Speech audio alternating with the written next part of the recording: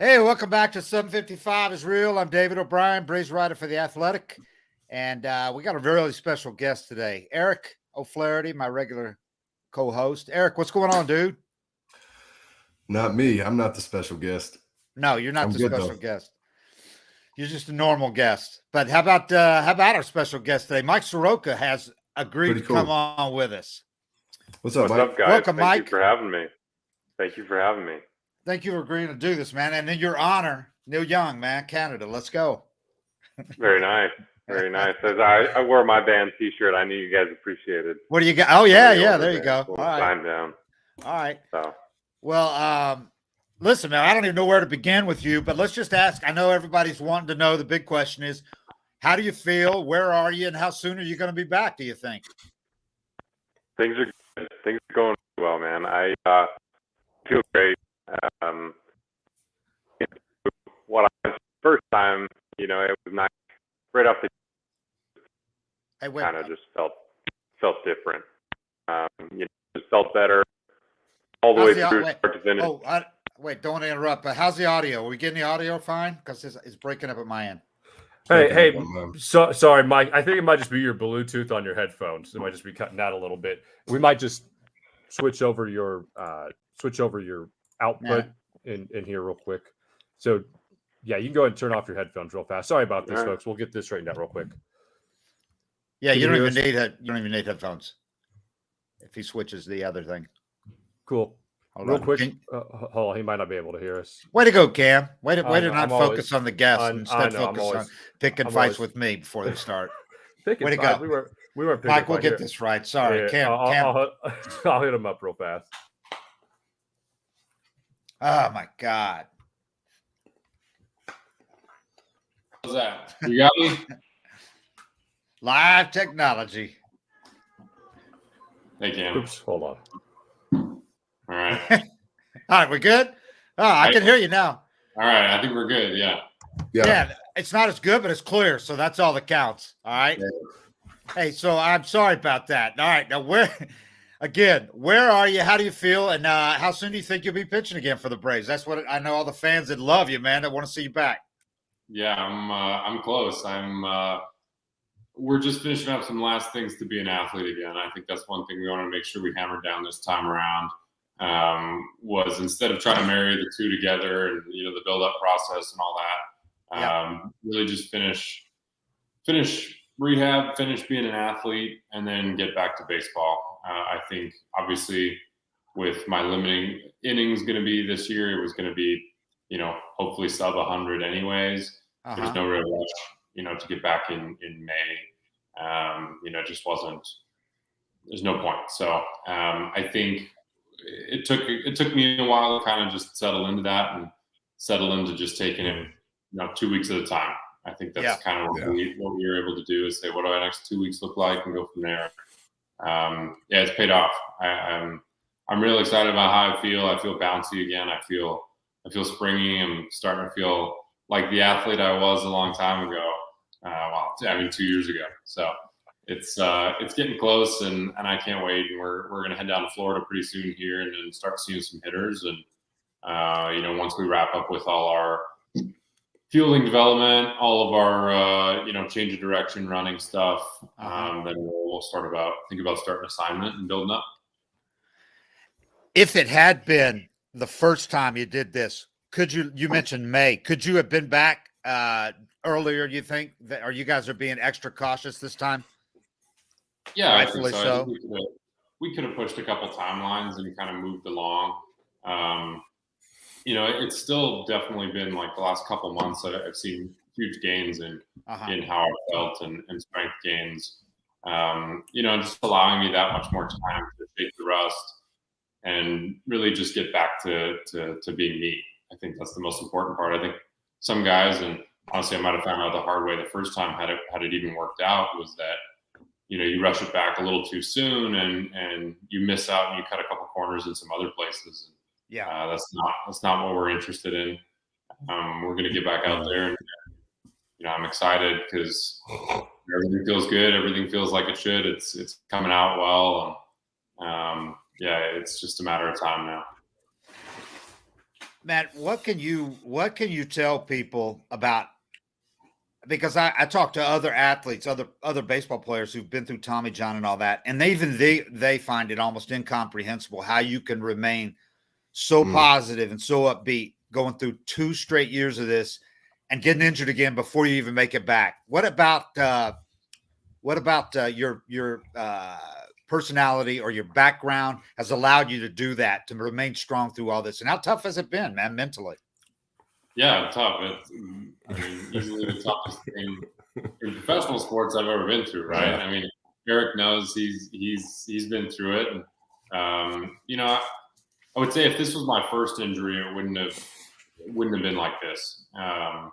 Being injured before is when you first start to kind of those feelings hit you, and you realize how replaceable you are in this sport.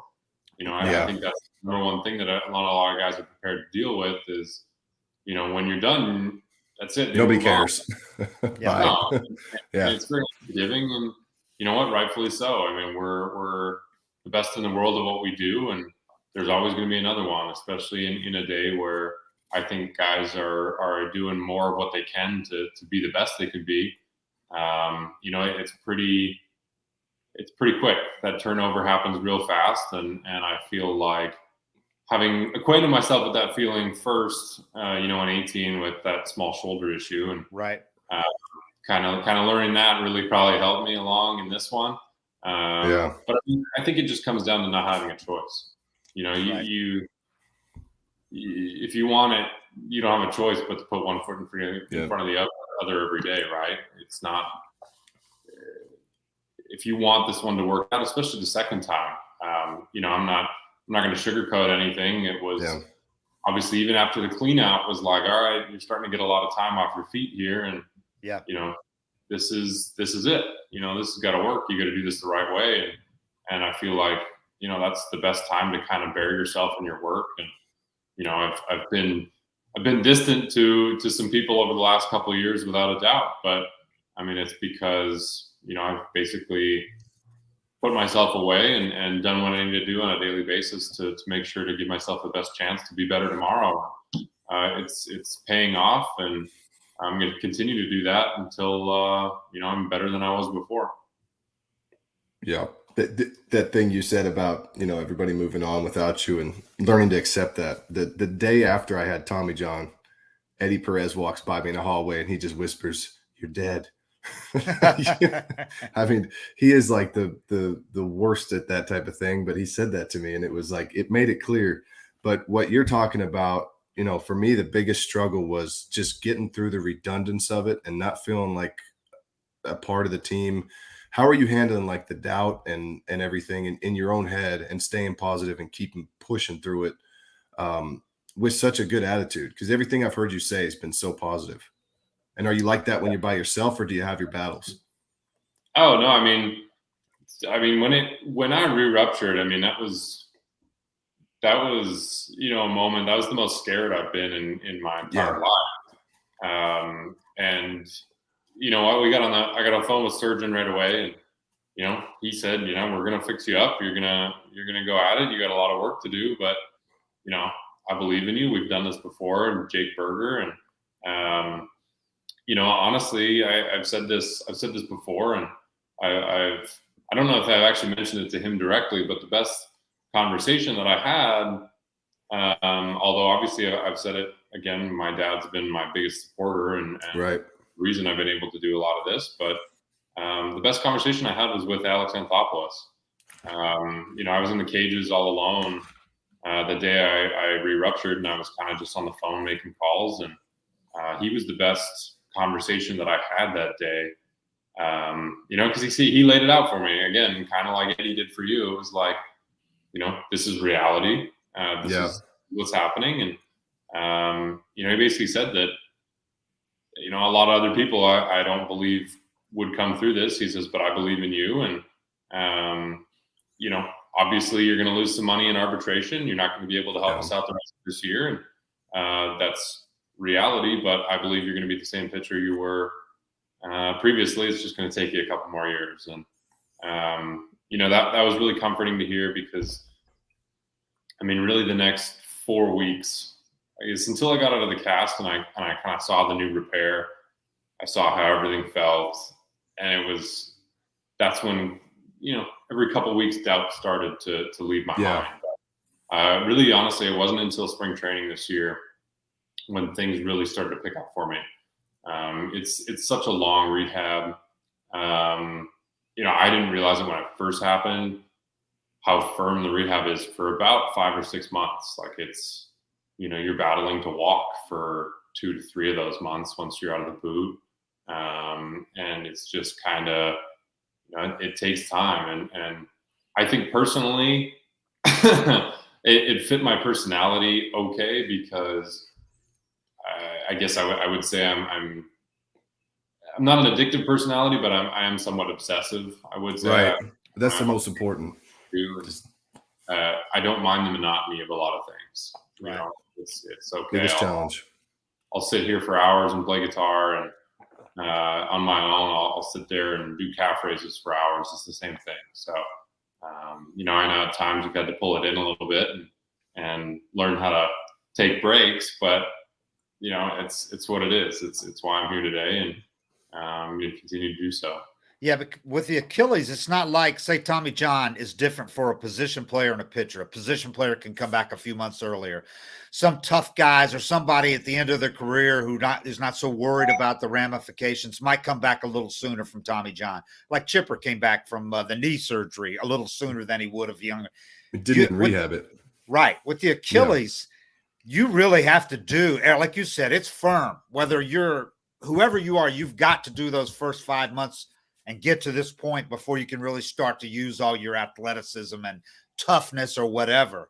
You can't shortcut any of those first months, right? No. And I think the other thing too, that this second time around, we're dealing with, a ton of atrophy. You've been off your foot for so long. And neurologically, things aren't working the same either. And, right. A lot of blood flow restriction stuff are things we used. And, it was twice a day. Painful. It was twice a day for 6 months. Oof. That's what blood flow restriction is. It burns more than any exercise I've ever done in my life. Can you explain that, Mike? What it is? Yeah. So it's funny enough. I think I've heard Pete Cicinelli talk about Eric using talking about methods with the BFR before, and I mean, what it is basically it takes your blood pressure, and then it basically tells you which occlusion to use. So you use about 80%. So like a tourniquet. You're tricking your muscle into thinking that it's working harder than it is. So in situations where you have a new repair, whether it's ligament, tendon, muscle repair, you're getting the response of working it hard. Say you're doing like heavy squats, whatever it is, calf raises, but I'm only using a small band. You know what I mean? Yeah. Without the risk of the load. So that's what Dwight Howard used to get his knees back. But it's one of the most impressive things that they've come up with. I can't believe you're doing that twice a day. We did. And then after a certain point, once the repair was like, all right, it's solid, we're good. Now we start loading it up. Nice. Now we do weighted calf raises, all that kind of stuff. But yeah, I mean, so I said, as long as you're eating enough protein and you're sleeping enough twice a day, we'll be just fine. And get after it. It's the only reason that your best chance after an Achilles is to redevelop strength, right? And you do it 12 times a day if you had to, right? Yeah, I mean, you sit there and just rotate. Yeah. I mean, that's exactly what I kind of mentioned earlier. Is you get to a certain point where if that's what you want, that's what you got to do, right? So I never understood. If I was later in my career, I probably would have understood it a little more when people would ask me, are you done? Is your career done? I'm like, like hell no, I'm 23 years old, man. Well, exactly. And that was part of it. But the other part of it is like, look, it doesn't change the fact that I still have Achilles to rehab. I'm still going to have to do 6 months of rehab to be a regular person. So, so I might as well do it the whole thing. Yeah, it was kind of like, this is me. This is who I am. This is what I want to do. And obviously I had a team, very lucky to have a team that stood by that, and right, teammates that are cheering me on to get through it. I will say it also helped to have Ronald around. Selfishly, obviously, I wish he was on the field, but yeah, to have Acuna working out with you. Yeah, we were in a similar boat last year. Yeah. Obviously, watching the team win the World Series was amazing, but at the same time, you want to be out there. So yeah. Did you watch with him at all? Yeah, and then we stayed around for once they were getting the playoff games, we'd stick around. And, right. We still had to get our work done before the rest of the team when we're in Atlanta, especially with COVID last year still kind of having to. Where'd you watch the games? In the clubhouse? We stuck around for a couple games, usually, if you're clubhouse or in, I live 6 minutes away now, so at home. And obviously Ronald had a newborn at the time too, or pretty close to newborn. So, but no, once the team got to playoffs, we were around quite a bit more, and we're lucky enough to be able to travel as well. But kind of sharing that experience is sort of the same thing. You kind of grapple with some feelings of, you're proud, you're happy, but at the same time, there's absolutely some sort of jealousy and why can't I be out there? I should be out there, Yeah. That had to have helped. Like you said, I mean, here is arguably the best two prospects that have come through the Braves organization in the last 10 years or more. And you guys had to be sitting there going, can you believe this shit? We're sitting here and they're in the World Series. Well, everybody's been aiming for so long, and we're watching. Yeah. I mean, that'd be tough. We both, I think, when we came up in 18, and the way that they honestly did the whole rebuild, starting with Copy and 15, it was like, if we win a World Series, it's going to be between 2019 and 2023, I think they said. Uh-huh. And you guys are going to be a big part of it. And so it was like, sweet. Yeah. Good plan. Yeah. It was just, it was something that I think was tough to deal with, even tougher for me in 2020 when obviously I got left behind and they went to Buffalo, Texas. It's still, at the end of the day, you're still a part of a team that did something incredible, and you're still, you could be hurt on a shitty team, or on, you could be hurt in the minor leagues, you could be hurt in college. Yeah. So out of all the places to be hurt, I'm glad I was on a World Series team. It's pretty. Yeah. I mean, I guess there are teams where if you had this injury, because let's be honest, no one's ever come back from this specific thing to pitch again. But there are probably some teams that would have done the bare minimum that they were required to do for you, which is pay for your rehab or whatever, but not been there so supportive all the time, gone to arbitration with you, guarantee you when you come back, we're here for you. There are some teams that might not have done all that for you. Yeah. I think definitely. Did you know? Did they communicate? We're going to tender you again after the second time, or what was that situation like? Because that's, you don't want to admit it, but that's a big deal. Yeah, definitely. I think it kind of came back to that conversation I had with Alex the day I re-ruptured, and and we actually almost re-signed our contract last July. It was last July, August. The only reason we didn't was because the CBA was coming up, and we wanted to wait and see what was going on there. But obviously that's an incredible thing to just be able to take a deep breath and know that I'll be able to work through next year. But at the same time, honestly, we thought about it, and even looking back on it, sure, it might have been a risky thought, but they non-tender me, and I am in a place where I get to rehab and take my time and show that I'm healthy. And at the end of the day, I'd be a free agent. Yeah. Mm-hmm. At 24 years old, looking, I can see where my chances are out of there, and that's something where I'm comfortable betting on myself in that scenario. And that was another one that we kind of talked about as a possibility, but no, it's at the end of the day, it's still great to have that confidence in me, know that they're gonna stick around. And we even talked about it this spring training again. it was he was very blunt with it, and it's good. I'm glad it is that way. So again, very fortunate. When you had that conversation with Alex, you were obviously here because you got hurt walking into the clubhouse. I don't think he was on that trip with us in Cincinnati. Was he here with you? Were you talking to him or was it on the phone? No, I was on the phone. Yeah, I was on the phone. He may have been here, but yeah, he was on the phone. And he may have been in Cincinnati. I don't even remember. I think he might have been, actually. I think he might have been the trip where his wife and kid were driving up to Cincinnati because flights were red or something. Anyway, now I said no pitchers have ever come back from this. You mentioned Jake Berger with the Chicago White Sox third base prospect. He's back playing in the majors this year after doing it twice.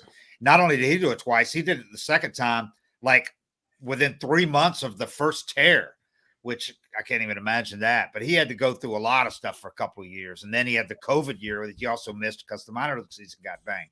So you said you've talked to him quite a few times, right? Because you had the same Dr. Anderson did his surgery, the second one.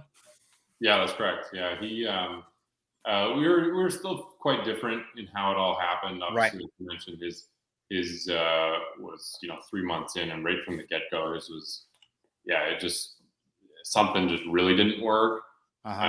Whereas for some reason the sutures held for mine, and it's probably essentially what was holding mine together was that the repair didn't take, but the sutures were so good that what was holding it until activity climbed to a point where it was like, this isn't it anymore. But no, I mean, he would have had to deal with honestly probably more battles with atrophy, because at that 3 month mark, you're just kind of starting to get into more, real exercise that the muscles are going to start to show up again. So, I know he had to deal with a lot different battles than I did.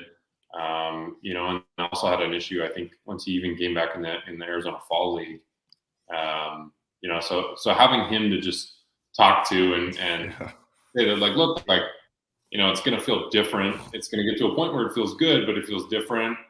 And then after, X amount of time, it's just going to kind of, figure itself out. It's been great, honestly. Right when that happened, that was another thing Alex and I talked about, was that, we looked up Jake, and I think Jake was above average runner, and he's a big dude. Right. So I was like, all right.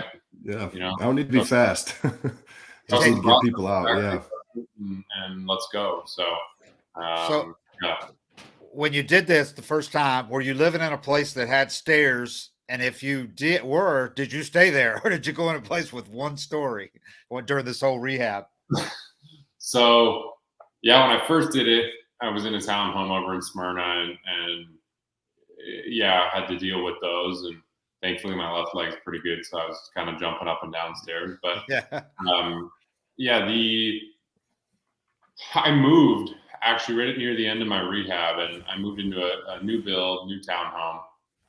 And on the build, I basically, had the opportunity to put in an elevator for resale, and I was like, yeah, sure, I'll probably never use it. There you go. And then it was like, 2 months later, I'm using it every day. So. Wearing it out. Yeah.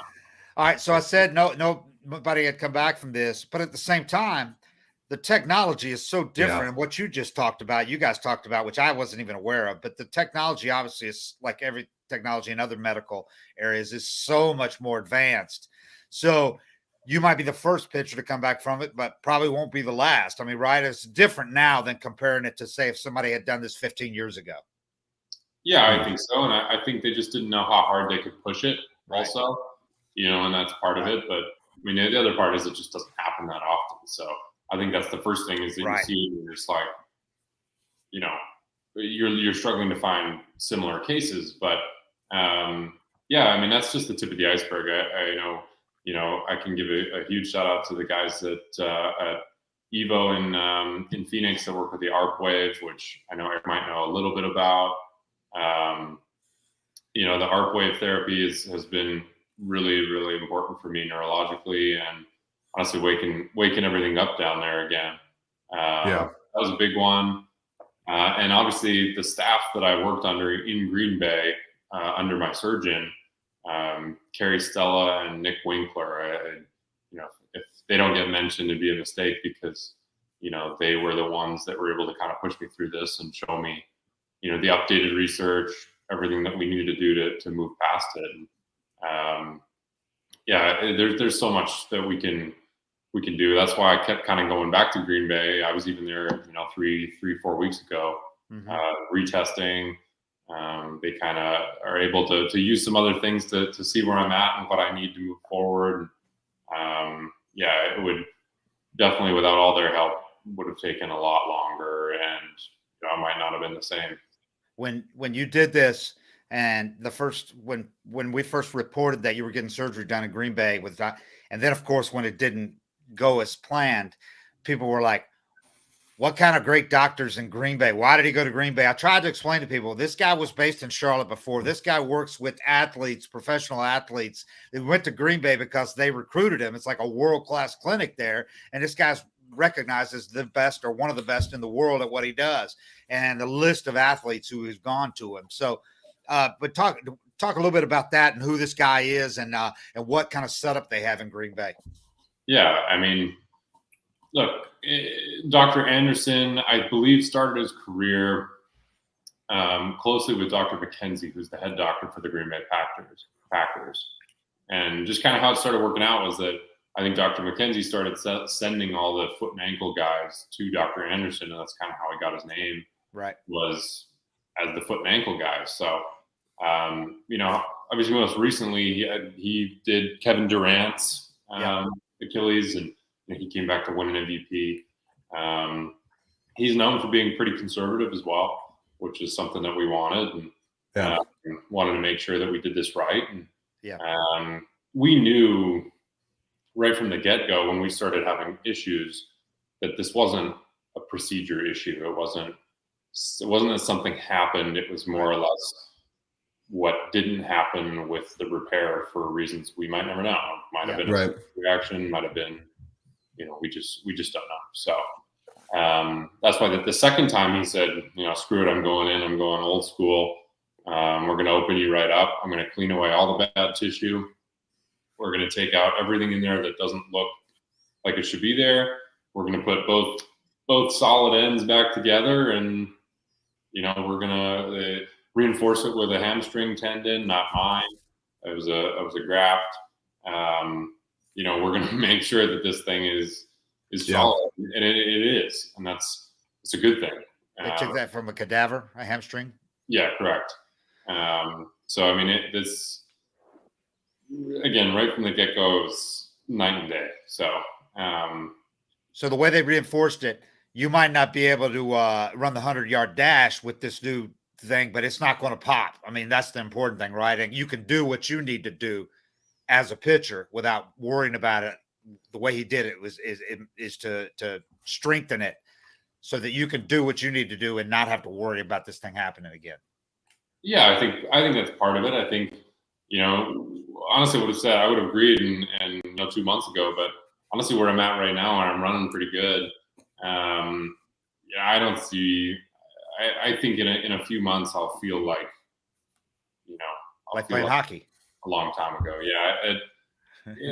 The thing with a really solid repair is for a long time it's stiff. It's right. Stiff, and it's I can only imagine. But that's how it learns how to actually bounce back again. Because that's the harder part, is that people stretch it out. I think it's called kind of a Dan Marino syndrome or whatever you like to call it, where it's stretched out too early and then it has no elasticity. Right. Then you're in big problems if you're in a speed sport. So I think, a really solid repair can only be good. It's just a matter of there being more substance back there. But, I had a big enough ankle where I think we had some room to work. I've been known for having thick ankles before. Have you had a moment where, you went to do something that's been bothering you or hasn't felt the same? Have you had a moment where you're like, wow, this feels really good today, or a day, and you're thinking, all right, I think I got this, I'm going to be all right? Yeah. I think, again, in spring training, I kind of mentioned earlier, spring training was when a lot of doubt kind of left me, and I started sleeping better. All that stuff was better. I started eating again, eating like I 10. But, it's once I started throwing and not noticing it throwing, Yeah. I was like, okay, I can do my job. Now let's go ahead and be an athlete. And honestly, probably about a month ago, 3 weeks, a month ago, when I started to really be able to hop on that, like just that leg again. Wow.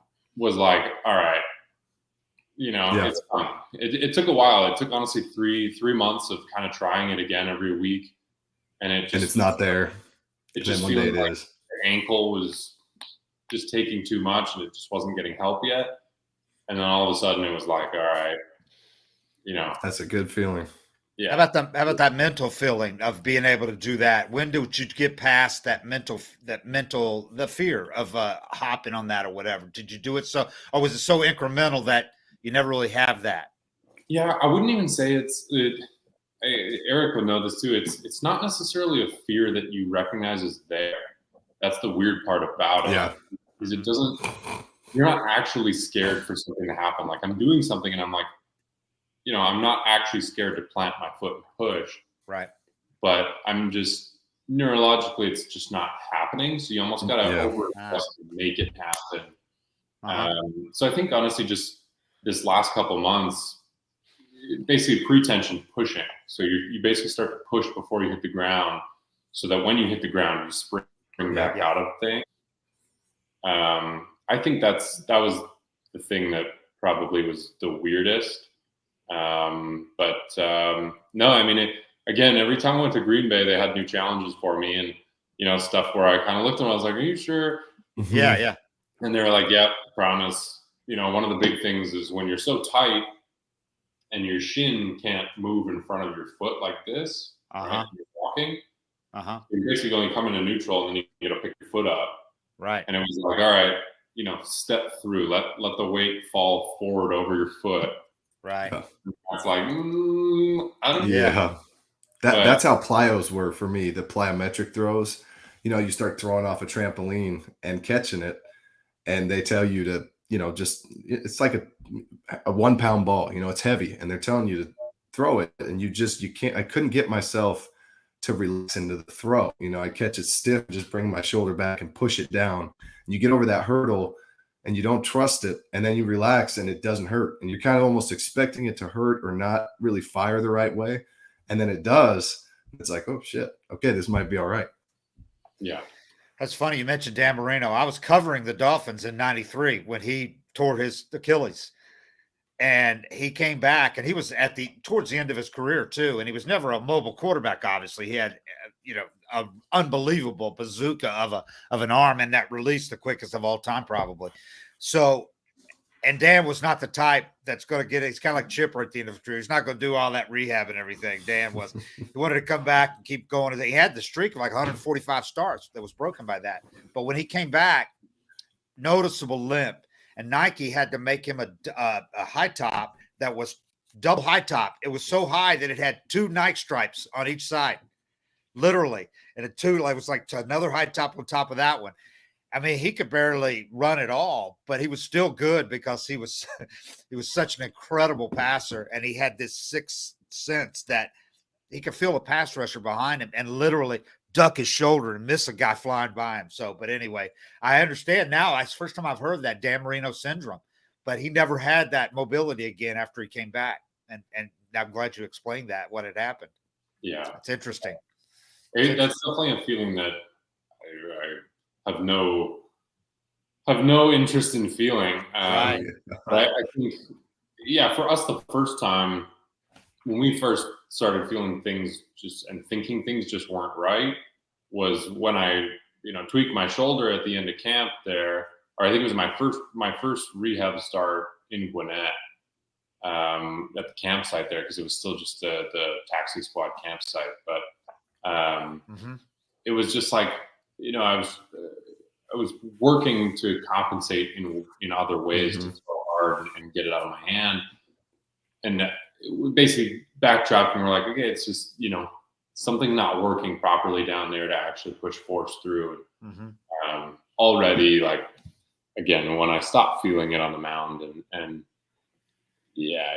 it's night and day. So you're back feeling now like yourself on the mound. So it must make you so happy knowing that even while people out there still might doubt that you're going to be what you were inside, you know how you feel, and you feel different than you did when you came back. That's all that matters. Yeah, absolutely. And again, that is all that matters. And I think the cool part about that is that, physically things came back really quick. At the point now where I'm like, all right, let's They're having not to slow you down. Let's not rush this, and let's not waste bullets before I get into games that matter. But I still think that the biggest thing for me going forward over the next month or two is going to be, nailing down command again. And that's the one thing, is that everything is awesome and is working great. It's just going to be a matter of you forget how fine of a spot you're really trying to hit. And it could nail a spot on the line, but if I can just throw to one side of the plate, it seems good in the bullpen. But moving forward, you miss that down and away spot up 6 inches, and that it's a line drive gap. Yeah. So, that's where I think that's going to be the biggest thing for me over the next month or two. You're how's your stuff feel? You feel like you're able to manipulate the ball and sink it and throw your slider and everything. Like, you're playing that game now, which is fun.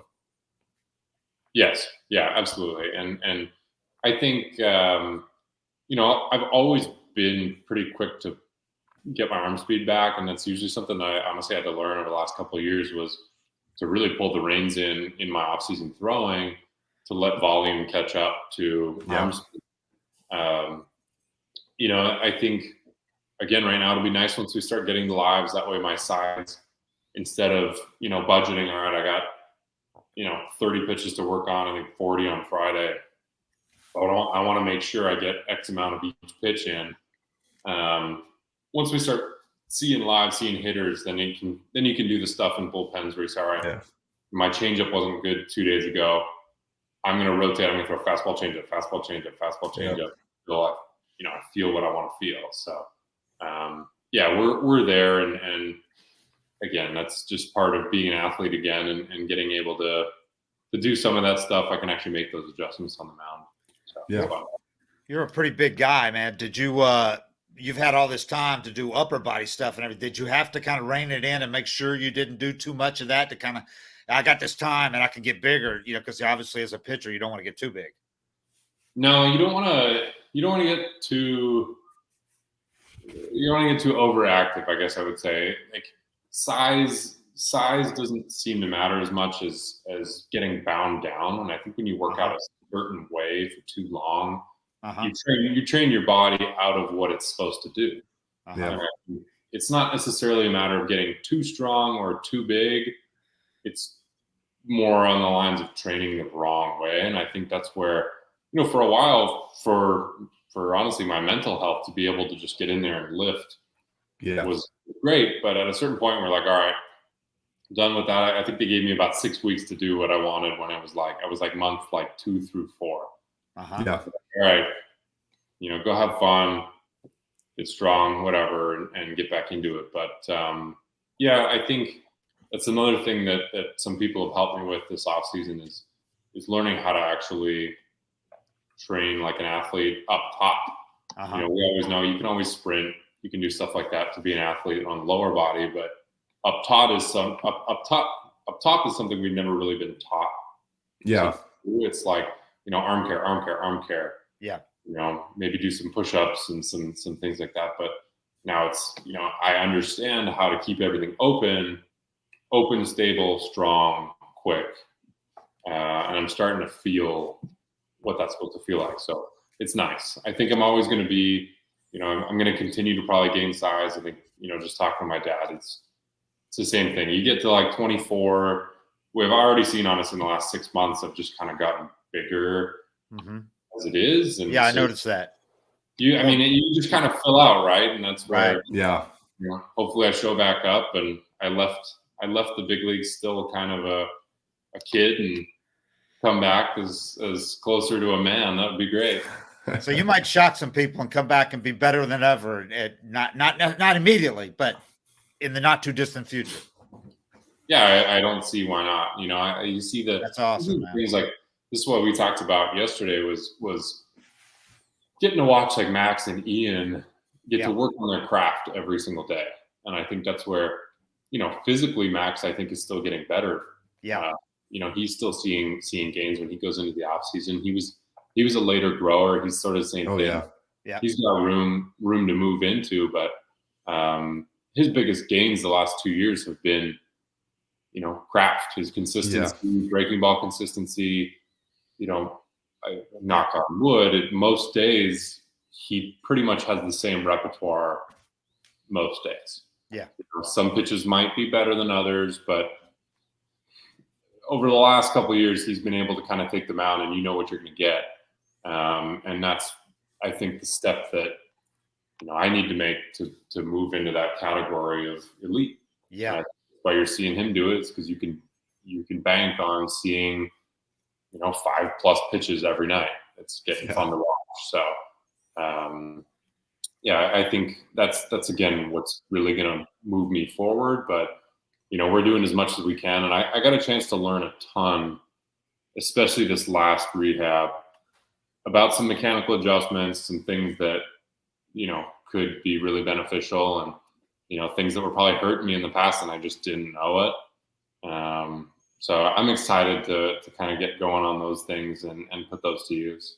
Well, I've kept you longer than I said I would, but just a couple of quick things. What have you thought of Kyle Wright's improvement? I mean, since you got hurt, this guy's come so far in this year.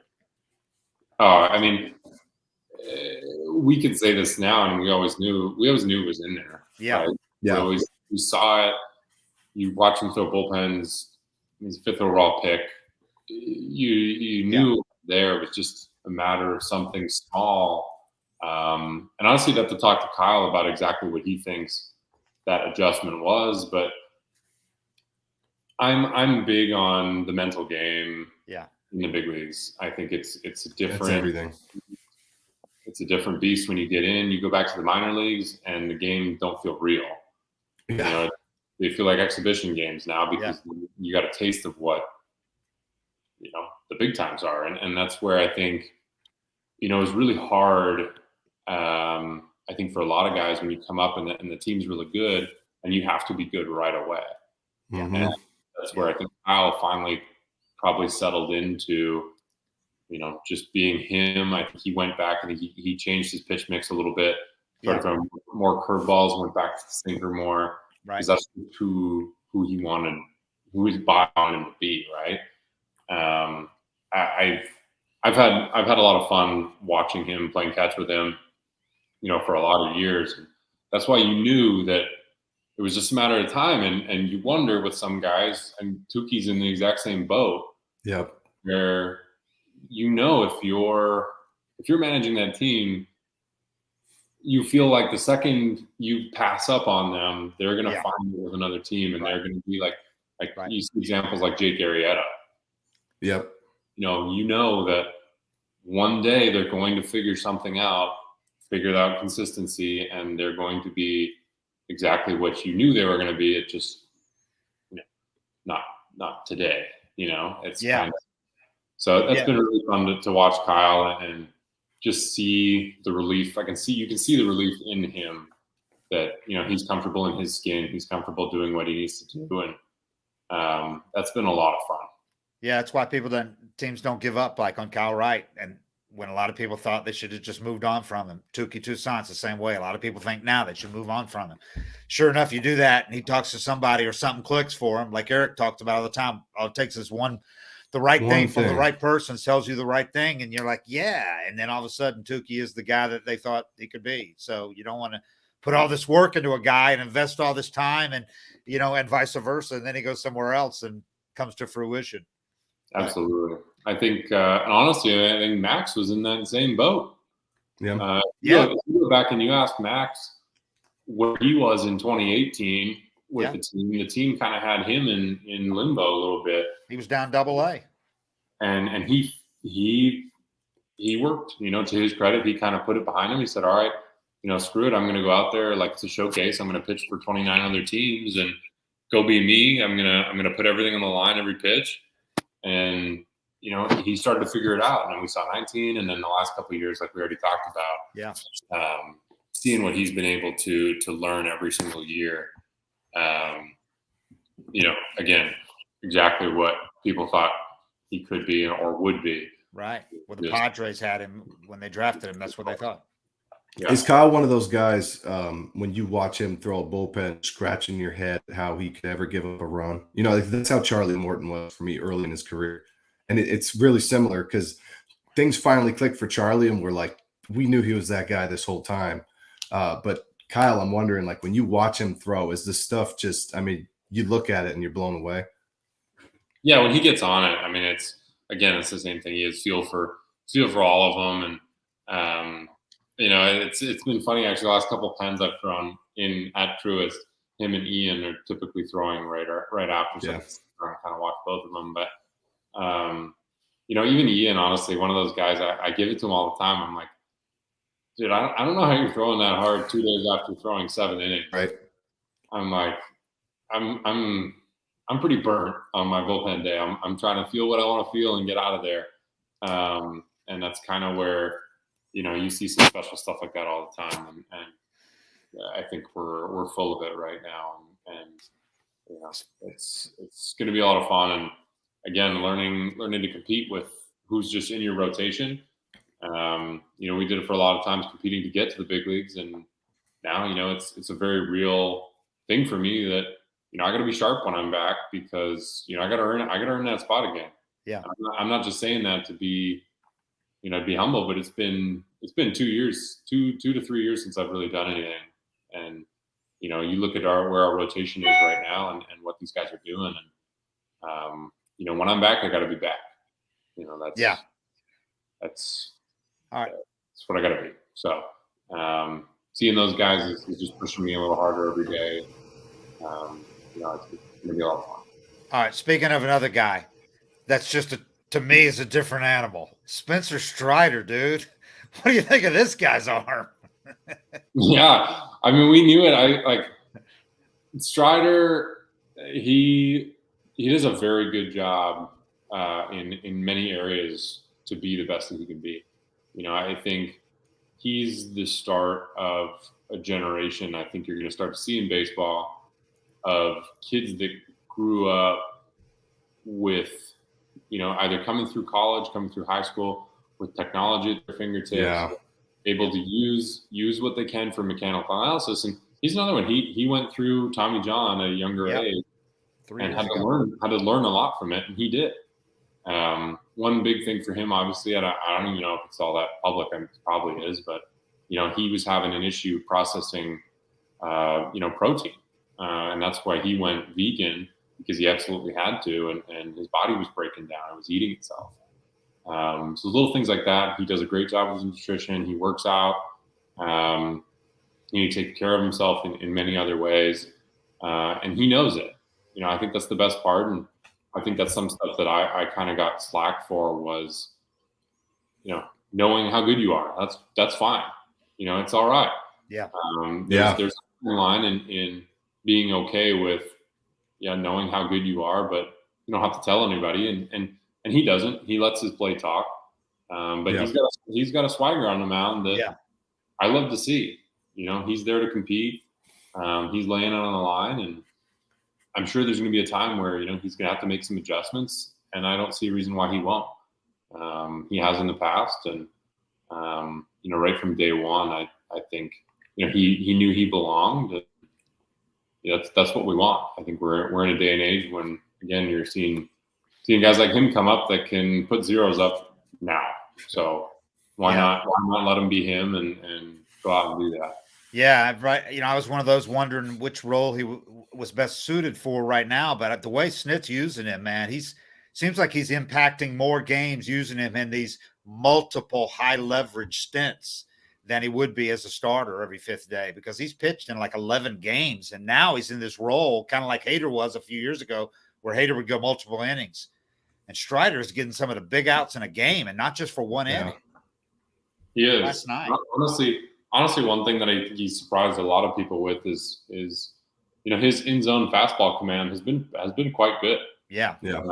And that's where a lot of people will look and objectively kind of say, oh, well, he doesn't really have a third pitch. But yeah, when you're throwing 100 miles an hour and you get a pretty good idea where it's going, at That's least, tough.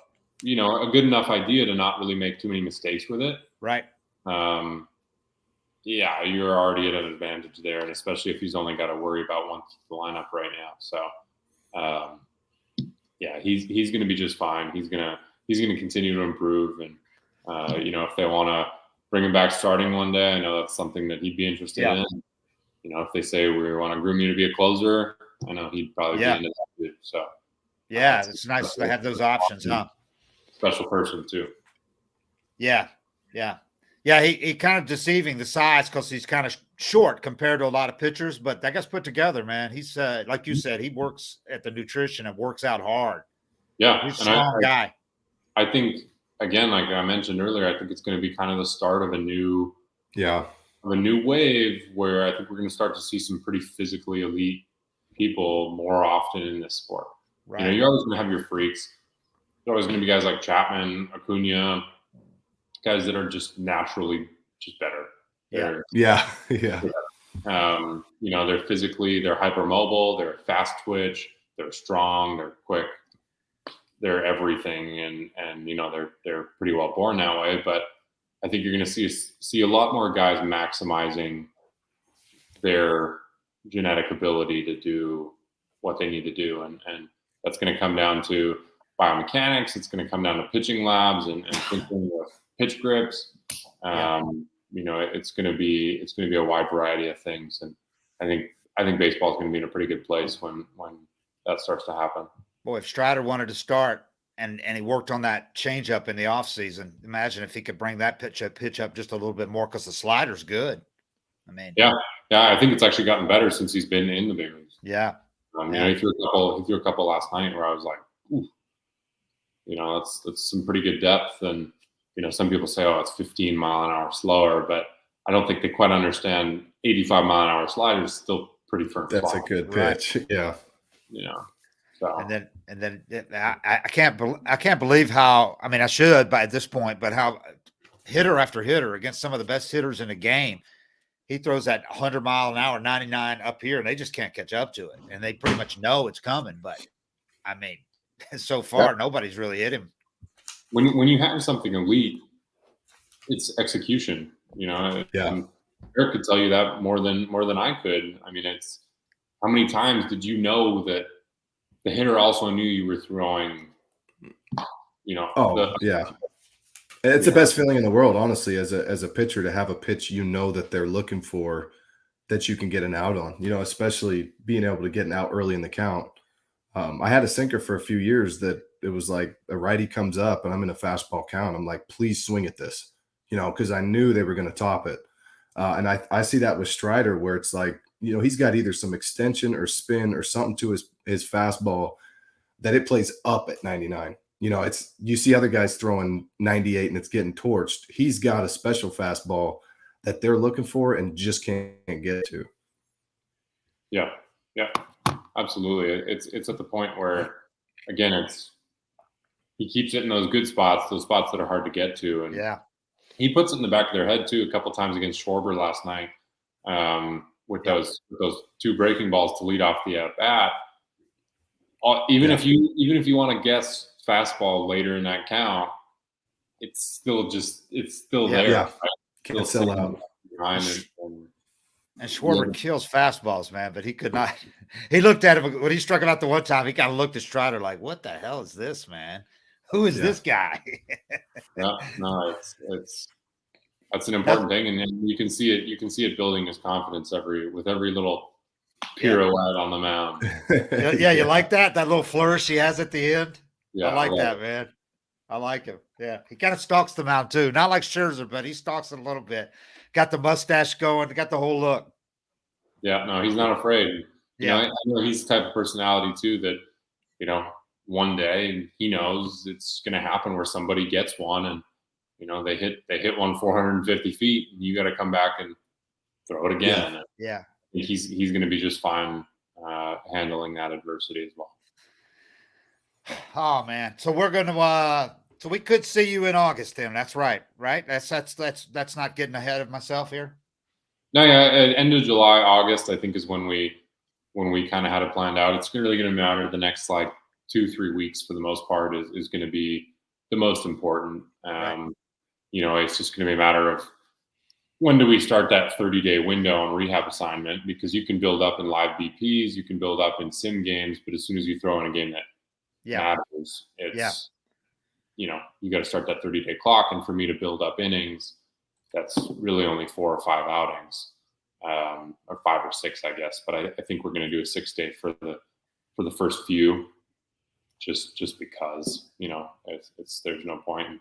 Honestly, I think even we mapped it out once I'm back in there in the big leagues, I think the way off days work, it'll be on 6 days more often than not anyways. Yeah. That's what they've been doing a lot with their guys. So yeah, it's going to be, we're going to be just fine. So stay the course over the next month, and yeah, hopefully see you guys, see you back in the clubhouse here in a couple months.